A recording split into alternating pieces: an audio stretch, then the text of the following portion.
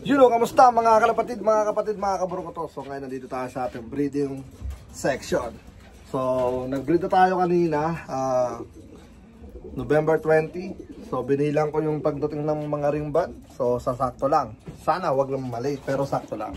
Alright, so yun na nga, breed tayo ngayon. Yan, nakaset up ng mga pang-wallow price natin, nandyan na. Kanina, sinala ko na sila, so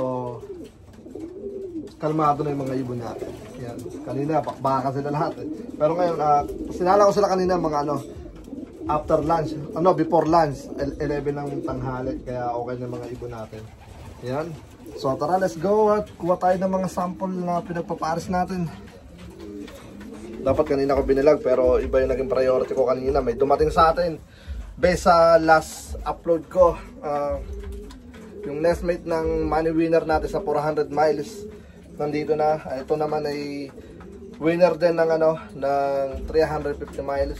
Yan, nasa siya, nasa 10 overall. So maganda yung ganyang tag dito record. So hindi ko pa sigurado kung i-out ko siya. But before nga pala pakita ko yung mga tag dito, kasi may mga pedigree dito. May mga pedigree ako. Before, saan ko ba nilagay? Teka lang. Unahin ko muna yung pinapa-out ng ating kaibigan na taga Virginia. So ito, teka lang at hanapin yung mga saan ko nilagay. I think nasa loob ng bahay. Kung di ako nagkakamali ay naipasok ko sa loob ng bahay. But hanapin ko para siguradong hindi siya mawala. Kaya siguro next time ko na napakita ko na rin pala. Pero yung pedigree, nasa bahay o kapag nagtanong kayo.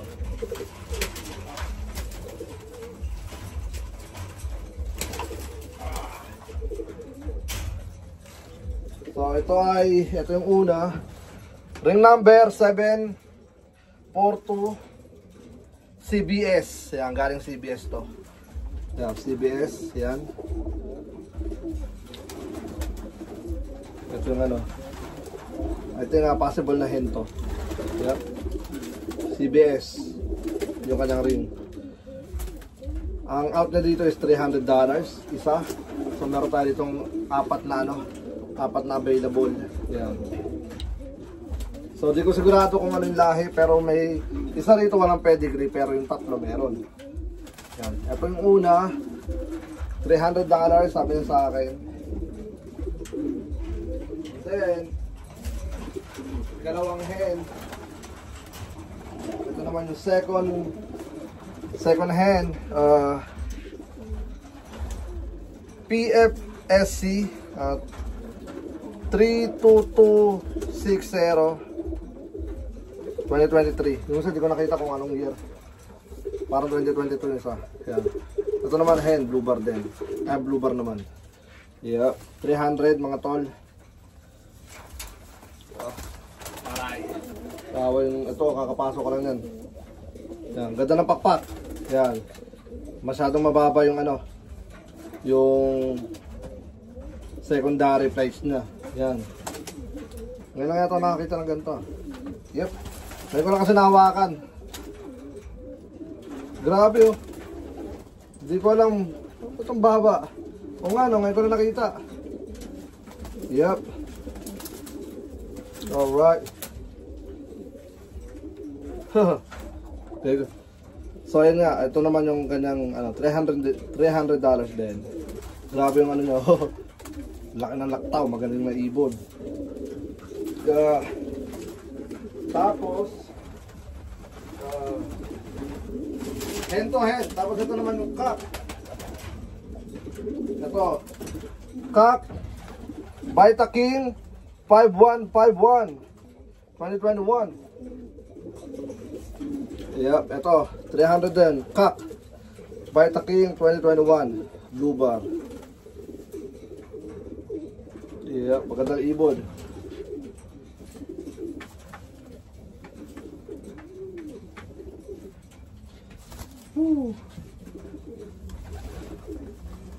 Tag out siya kasi tag dito wala siyang space doon sa kanyang area. Yep. Nasa apartment kaya gusto na mag-ibon pero wala talaga eh. Mahirap pagka nasa apartment talaga.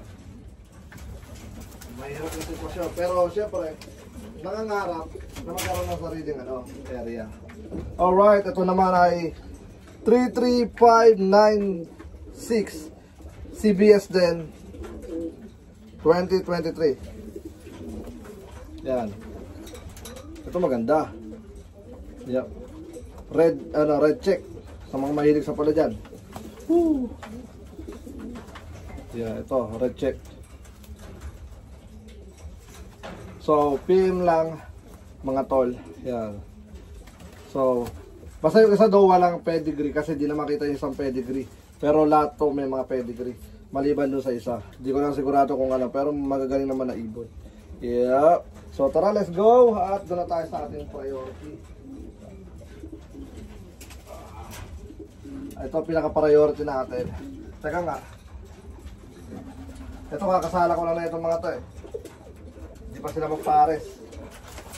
So, mas nauna kasi yung hen dyan. Kaya mas territorial yung hen. Ito, ang ating project, bagong project natin. Yan. Ornat. Yan. Tingnan natin kung magiging resulta na ito. Pinaras ko siya dun sa anak ng ating dugong bughaw natin. Dugong maharlika. Yan.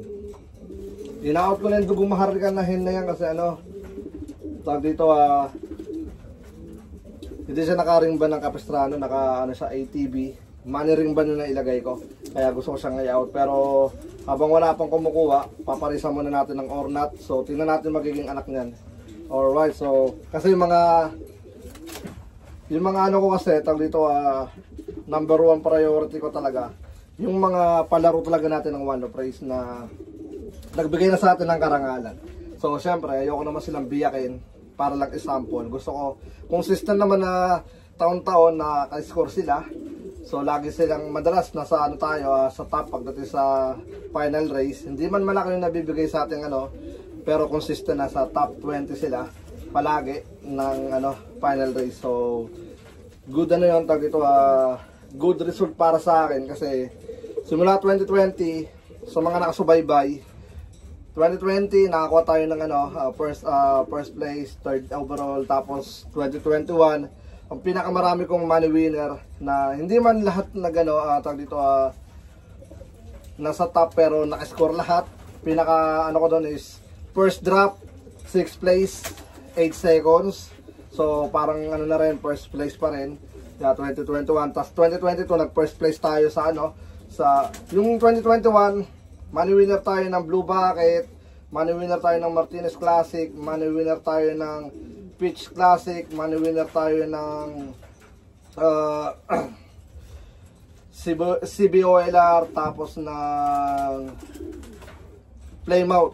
So sa lahat ng sinalihan ko, isa lang tayo, isa lang na zero sa atin doon, yung Orlando. Pero nasa siya, nasa yata siya nasa 10 overall siya. Consistent bird pero di nga lang umabot sa sa tag dito. Hindi siya umabot sa tag dito sa money pot, sa money winner, but it's okay. At least nandun pa rin siya sa 10%. And then the 2022 natin is yun nga, may nag first place tayo sa Texas Dash. Tapos Blue Bucket ulit. Mahilig sila sa 10 10 or 11 Yun, money winner tayo doon. Tapos meron pa isa sa saan ba yun na CBOLR yata, last na yata niya. Basta nag-ano tayo sa sa Martinez doon nun. Kasi sa Martinez sumali tayo doon kay Martinez, lagi tayo nakaka-score. Di man malaki pero nakaka-score pa rin, nakakasabit. So 2023 ano ba 2023 natin? 2023 yun, kaya kay Jylok nagano tayo doon 6th place din. Grabe, mahilig sa 6th place. 6th place, tapos 6 overall din doon. Partida isa o dalawang beses nang dinaisa kayong ibon natin dahil nagkaroon ng bulutong. But isipin niyo yun, kung nakasakay siya ng dalawang beses baka mas maganda pa yung naging resulta niya, hindi lang siya pang 6th place. But yun na nga, 6th place pa rin tayo. So yun, may nag-money winner din tayo sa mga Wando Prize noon. Tapos 2024 yun din, tapos tayo nag-money winner Pitch Classic, bago natapos yung Pitch Classic nakascore din tayo doon. Tapos sa Franco, yan, yung Franco pala, yung nakaraan meron din tayo sa Franco. And then tawag dito Balik ako at may tumatawag. So yun na nga, naputol tayo dyan. May tumawag sa atin, importante, mahalaga. Nawala tuloy ako eh. Basta yun na 2020, yun, may nag first place din sa atin 2024 sa club natin, tapos sa balagbag pa yun mga tol. Sabi, balagbag. Ito yun, nasa na yun? Nasa na si balagbag natin? Ito yung balagbag natin. Bago yun, pakita ko muna si balagbag. Balagbag. Grabe itong balagbag na to, walang training, no fly.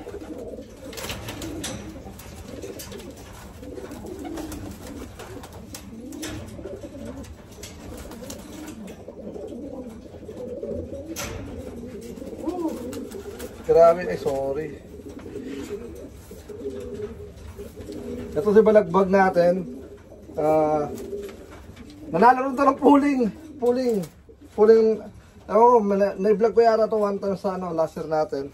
Si 241, kung kilala nyo si 241. One time na-vlog ko to. May result tayo, mga pinapakita kong result. Pero hindi ko siya mostly na-vlog dahil nakapokus ako sa kabila. Sa one low price natin. But this year, ito ang priority natin. Rin natin yung, vlog din natin yung, but mas marami tayong vlog ngayon sa atin kasi syempre napag-iwanan tong mga warriors natin. Yan. Hindi naman sa napag-iwanan, kumbaga nagkulang ako sa mga update. Yan. So ito si balagbag. Yan. Blue bar, blue bar. Itong si balagbag ay anak ni Kobe 22. Yan. Kobe 22. Yan. So, nestmate, hindi naman nestmate, sibling, si Sweetie Babe na nanalo sa, sa CBOLR, na naglabas ng first place Texas Dash natin, nandun. So, yung lahi talaga nito is na talaga, money winner. Yan. So, yung, si Balagbag naglabas ng ng 5th overall, tapos ng fifth overall, tapos ng 10 overall, tapos money winner sa 400 miles tsaka sa 350 miles. Alright, so yeah, ito yung natin. Bali, yung binibenta ko na tong hen na to. Yan. Ito.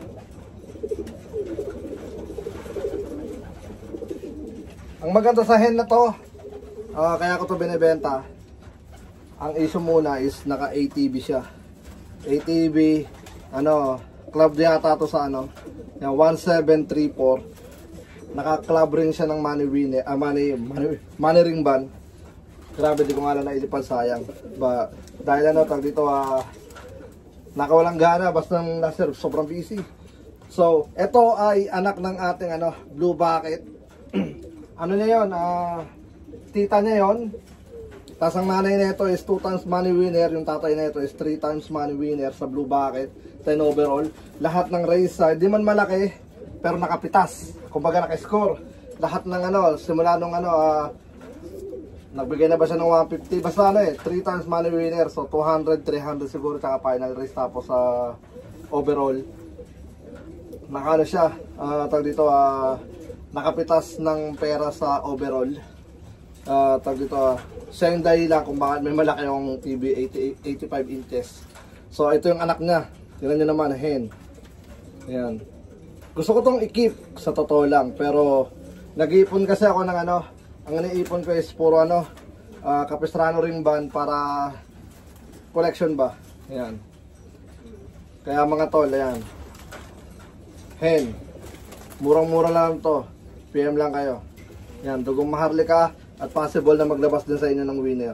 Kitang-kita naman sa mukha. Ayan, Bali, winner line to.